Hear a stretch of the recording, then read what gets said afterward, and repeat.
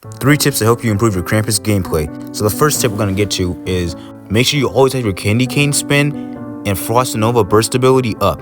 So what I mean by that is that when your Candy Cane spin is down, make sure your Frost Nova ability is up, and vice versa. This will allow your M1 attacks to be stronger since they're basically in M1 range, especially your Candy Cane spin as it gives mobility as well. And by the time the ability goes down, you'll have the other ability up. Now onto the second tip. And some people don't know this, but when you look down at an enemy, you are able to double hit them with one ability. So as you can see, we're using the Peppermint Revenge as an example.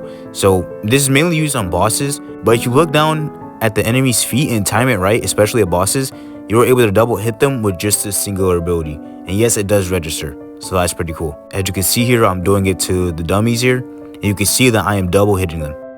Now onto the final tip. When you're fighting a boss with a lot of health with Krampus, it's better to always use rings that increases your sword damage than magic damage, because Krampus magic damage isn't really that good, but it mainly thrives off swords since all it mainly has is passive abilities. And when I mean by passive abilities, I mean like they passively do damage while you're able to use your swords. So you want to make sure you swap your rings from magic damage to sword damage. You're able to get all that damage, especially if you have Conqueror's Blaze, because this is going to do a lot more damage. And especially in Angel Sanctuary, since you have the elemental damage buff in this dungeon, you're able to do a lot more damage, especially like when you use like your enhancement thing on the swords. You can see how much damage I'm outputting right now, not even using my passive abilities. I'm simply just using my sword, and I'm doing 200,000 just from hitting alone. And my Conqueror's Blades aren't even leveled up. These are like low end blade, the Conqueror Blades.